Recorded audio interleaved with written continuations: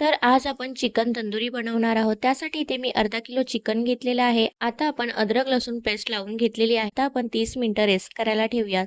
तर इथे मी कोळसे घेतलेले आहेत. त्यानंतर गरम निकारे घेतलेले आहेत. आता आपण त्याला हवा मारून घेऊयात. तर बघू शकता इथे निकारे आहेत ते छान पेटले गेलेले आहेत. त्यानंतर इथे मी चिकन लॉलीपॉप आटा घेतलेला आहे. त्यानंतर इथे मी तंदुरी चिकन मसाला घेतलेला आहे. आता आपण मिक्स करून घेऊयात. त्यानंतर इथे आपण थोडं-थोडं पाणी घालून घट्ट असं आपण बॅटर तयार करून घेणार आहोत. बघू शकता अशा पद्धतीने आपण घट्ट असा बॅटर ठेवायचा आहे ह्या पद्धतीने.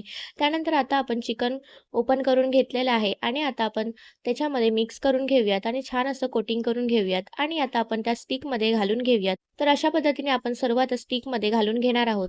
तर इथे बघू शकता सर्व आपण स्टिकमध्ये घालून घेतलेलं आहे आणि आता आपण बार्बिक्यूमध्ये ठेवलेलं आहे. तर आता आपण आलटून-पलटून त्याला पलटी करत राहूयात. त्यानंतर आता आपण वरून बटर लावून घेऊयात. तर इथे बघू शकता आपली चिकन तंदुरी आहे ती तयार झालेली आहे.